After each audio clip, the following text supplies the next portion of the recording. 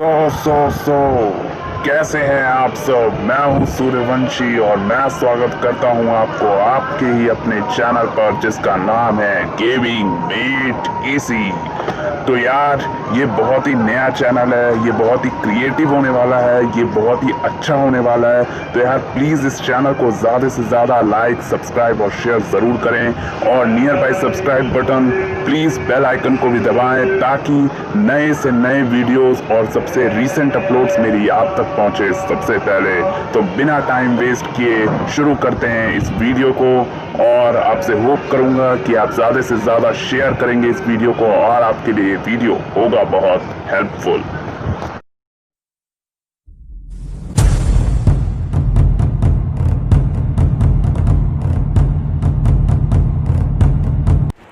Hello guys, अब अपने review part को कंटिन्यू ऑन रखते हुए मैं आपको आज बताने वाला हूँ स्पाइडर मैन की तरह ही एक बहुत फेमस गेम जो PS4 की शान बना हुआ है। वो भले ही 2013 में रिलीज़ हुआ था, बहुत पहले, लेकिन वो अब तक फ़ोन में नहीं आया, यानी कि एंड्रॉयड में नहीं आया है और न ही iOS में आया है। और वो गेम का नाम है GTA 5, जिसकी अभी भी लोग बहुत रिक्वेस्ट डाल रहे हैं रॉकस्टार गेम डेवलपर्स को कि यार प्लीज़ एंड्रॉयड के लिए भी रिलीज़ करो, जैसे सैन एंड्रियास रिलीज़ किया था। तो यार मेरे हिसाब से तो ये रिलीज़ होगी नहीं कभी, क्योंकि इतनी हाई क्वालिटी गेम्स मैंने पहले भी बोल रखा है कि वो रिलीज़ कभी भी नहीं होती एंड्रॉयड के लिए। PC के लिए हो जाए बट एंड्रॉयड के लिए वो रिलीज़ नहीं होती। कुछ मंथ्स पहले की ये बात है, कुछ नहीं बहुत मंथ्स पहले की ये बात है। जून में आपको याद होगा कि जब एपिक गेम स्टोर्स ने GTA 5 फ्री किया था 15 दिनों के लिए, तो मैंने उसे फटाफट इंस्टॉल कर लिया था और मैंने डाउनलोड भी करा था। डाउनलोड करने के बाद मैंने प्ले भी किया था। तो मैं आज आपको अपना एक्सपीरियंस बताने वाला हूँ कि GTA 5 में क्या ख़राबियाँ हैं और क्या अच्छाइयाँ हैं जिसे आप देख सकते हैं।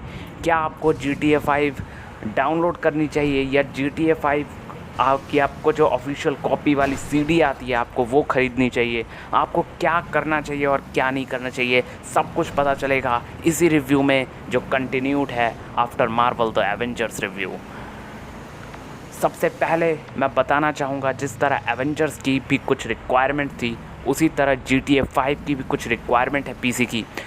प्लीज़ उसे फुलफ़िल कर लेना। बाकी मैंने डिस्क्रिप्शन लिंक में भी आपको प्रोवाइड कर दिया है PC रिक्वायरमेंट्स क्या क्या GTA 5 के लिए हैं, तो आप वहाँ से भी देख सकते हो। इसके बाद आ जाती है कि क्या अच्छाइयाँ हैं GTA 5 में।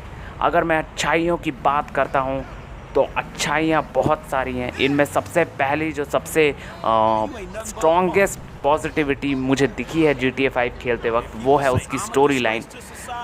तो स्टोरी लाइन बहुत ही अच्छी है GTA 5 की। जितनी दूर तक मैंने खेला है, मैंने half of the GTA 5 complete कर लिया है, अपना हाफ रह रहा है। बहुत ज़्यादा ही अच्छा स्टोरी लाइन उसका है। तो स्टोरी लाइन में कोई कमी नहीं है। इसके अलावा मिशंस जो GTA 5 में दिए गए हैं वो एक से बढ़कर एक बहुत ही अच्छा रियल मिशंस बिल्कुल लगते हैं। मतलब कोई भी ऐसा फेक मिशन टाइप का नहीं लगता है, बिल्कुल ही रियल मिशंस लगते हैं। तो उन मिशंस में बहुत ही दम होती है। पूरा थ्रिलर एक्शन सीक्वेंस से भरा पड़ा, शूटिंग सीक्वेंस से भरा पड़ा ये गेम का मिशंस हैं सारे के सारे। तो बहुत ही अच्छा मिशन है। मिशंस एंड स्टोरी लाइन में कोई दिक्कत ही नहीं है। इसके अलावा कैरेक्टर्स में भी कोई दिक्कत नहीं है। तीनों ही फ्रैंकलिन, माइकल एंड ट्रेवर, तीनों ही बहुत ही अच्छे गुंडे दिखाए गए इसमें, और वैसे ही इनकी कैरेक्टर सामने भी हमारे आ रही है। तो बहुत ही अच्छा कैरेक्टर भी लाया गया है। इसके अलावा GTA 5 की अगर और पॉजिटिव पॉइंट्स की मैं बात करूं तो इसमें आ जाता है आपका बेसिकली GTA 5 का जो आपका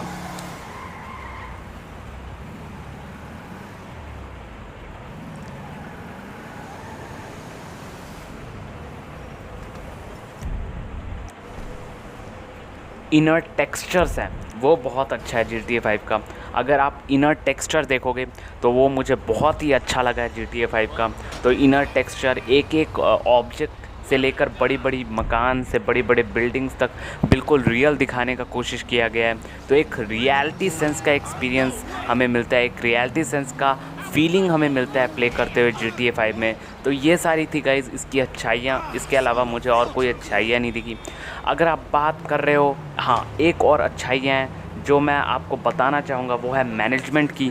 तो यार इसमें छोटे से छोटे चीज़ को बहुत ध्यान में रखा गया है, जैसे कि शैडोज़ का मैनेजमेंट। शैडोज़ अगर आप करना चाहते हैं, सॉफ्ट करना चाहते हैं, हार्ड करना चाहते हैं, पॉइंटेड करना चाहते हैं, वो सब कुछ इसमें दिया हुआ है। इसके अलावा बारिश अगर बिल्कुल और अच्छे से आपको करवानी है तो उसके लिए भी दिया गया है। क्वालिटी इंक्रीज़ करनी है उसके लिए, मतलब ओवरऑल हर चीज़ का मैनेजमेंट टिप टू टिप दिया गया है। अगर मैं इसके नेगेटिव पॉइंट की बात करूं तो इसी मैनेजमेंट से इसके नेगेटिविटी भी निकल के आती है, और इसमें है pre defined controls. Pre defined controls Marvel Avengers की तरह ही ये भी प्री डिफाइंड है। सो ये भी आपका एक तरीके से कस्टमाइजेबल नहीं है, यानी कि आप बेसिकली इसमें बिल्कुल ही आप ढंग से नहीं खेल पाओगे अगर आपके पास कंट्रोलर नहीं है पीसी के लिए। तो जाओ यार कंट्रोलर लेके आओ और फिर खेलो पीसी पर, तो ज़्यादा सही रहेगा आपका गेमिंग एक्सपीरियंस। बाकी कंट्रोल्स तो बहुत ही बेकार हैं, पूरी मतलब संडास है कंट्रोल्स, मतलब कुछ भी सही नहीं है। आर से शूट है, अगर आपको लॉन्ग किक करना है सपोज़ तो आपको आर और स्पेस दोनों दबाए रखना होगा। अगर आप वर्स्ट सिचुएशन में सपोज़ अगर आप चले गए GTA 5 में, आप वांटेड होना चाह रहे हो, तो आप कभी भी अपना 100% नहीं दे पाओगे। आपका कंट्रोल्स आपको मात देगा, आपका कंट्रोल्स आपको हमेशा हरा देगा, इस तरीके की चीज़ें। तो बेसिकली बात यह है कि अगर आप वर्स्ट सिचुएशन में आपको तेज़ भागना भी है, आपको मतलब लॉन्ग किक भी करते रहना है पुलिस ऑफिसर्स को, तो यार वो आप नहीं कर पाओगे, क्योंकि कंट्रोल्स ही ऐसे हैं, आप एक हाथ से कितनी उंगलियां घुमाओगे। तो बेसिकली बात यही है कि कंट्रोल्स यार थोड़े पेचीदे हैं इसके। इसकी दूसरी नेगेटिविटी जो आती है हाथ में सामने, वो है इसकी ग्राफिक्स। यार देखने में तो हमें बहुत अच्छा लगता है कि यार ग्राफिक्स कितनी अच्छी है, जैसे अभी ये वीडियो के सामने चल रहा है, ये ग्राफिक्स कितनी अच्छी है, ऐसी है वैसी है ऐसी है। लेकिन आपकी रियलिटी जो है ग्राफिक्स की बहुत ही बेकार है, क्योंकि जब भी आप पीसी में खेलने की कोशिश करोगे 1080p में मैक्सिमम क्वालिटी में खेलने चाहोगे, तो हमेशा ही वो गेम बिल्कुल ही लैग करके चलेगी, बिल्कुल ही रुक के चलेगी, बहुत ही घटिया तरीके से चलेगी। तो अगर आपको एक स्मूदर गेम प्ले चाहिए तो आपका क्वालिटी कंट्रोल करना ही पड़ेगा, यानी कि कम करना पड़ेगा क्वालिटी, और उसमें आपकी ब्लरनेस आ जाती है। तो यार ब्लर वाली क्वालिटी ही रियल क्वालिटी है इस गेम की। अगर पीसी वालों के लिए देखें, पीसी यूज़र्स के लिए सिर्फ मैं बता रहा हूँ, PS4 में तो सही चलता होगा, लेकिन पीसी यूज़र्स के लिए मैं बता रहा हूँ, तो ये बहुत ही बेकार है इसकी। इसी वजह से ग्राफिक्स जो है रियल होते हुए भी मुझे बहुत पेचीदा टाइप का दिखा, बहुत ही ब्लरनेस दिखी है इसमें, नोटिस हुई है। इसके अलावा अगर और नेगेटिव पॉइंट्स की हम इसमें बात कर लें तो इसमें आ जाता है आपका बेसिकली जो आपका लैग है, लैग बहुत ही घटिया है। तो लैग है, इसके अलावा कभी कभी बग्स भी आ जाते हैं बीच बीच में। तो बग्स तो वैसे उतने नहीं है, तो वो उतना परेशान नहीं करते, बट उसमें कभी कभी आ जाते हैं। इसके अलावा जो सबसे मतलब डिसएडवांटेज है इस गेम की, जो इस गेम को बेकार बना देता है, अच्छा होते हुए भी सब कुछ बेकार कर देता है, वो है नेट कनेक्शन। जी हाँ, GTA 5 जो है वो 2 पार्ट्स में बेसिकली डिवाइडेड है। एक GTA ऑनलाइन जो हर सीक्वल का निकला है, और एक GTA 5 का ऑफलाइन गेम।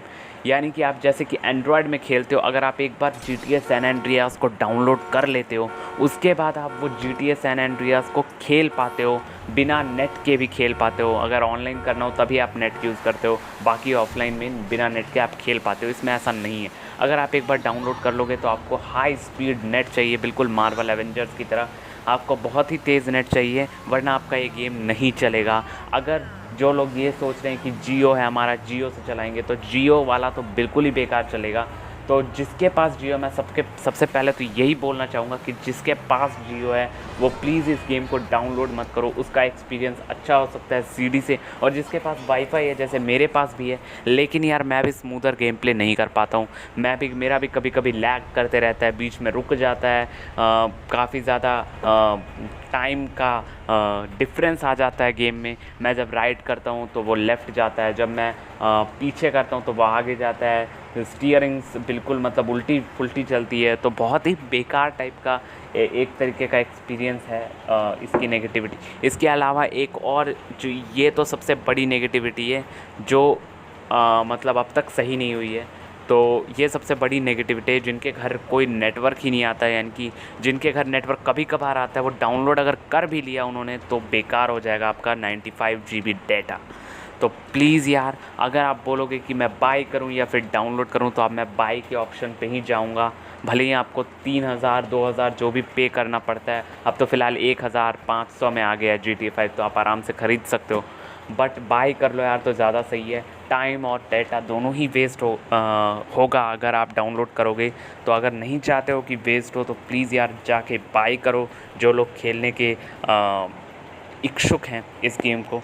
क्योंकि मैंने भी डाउनलोड किया यार, मैंने एपिक गेम स्टोर से डाउनलोड किया था, फुल वर्ज़न मुझे मिला हुआ है, पर मैं यार उतना खेलता नहीं हूँ बिकॉज़ यार कंट्रोल्स और इसकी बहुत सारी डिस्क्वालिटीज़ मेरे को बेकार कर देती हैं, बिल्कुल बकवास कर देती हैं। तो यही चीज़ जो है GTA 5 को बिल्कुल ही बुरा बनाती है अच्छा होते हुए भी। तो प्लीज़ PS4 वालों के लिए नहीं, सिर्फ PC वालों के लिए मैं ये बोलना चाहूँगा कि GTA 5 प्लीज़ डाउनलोड ना करें।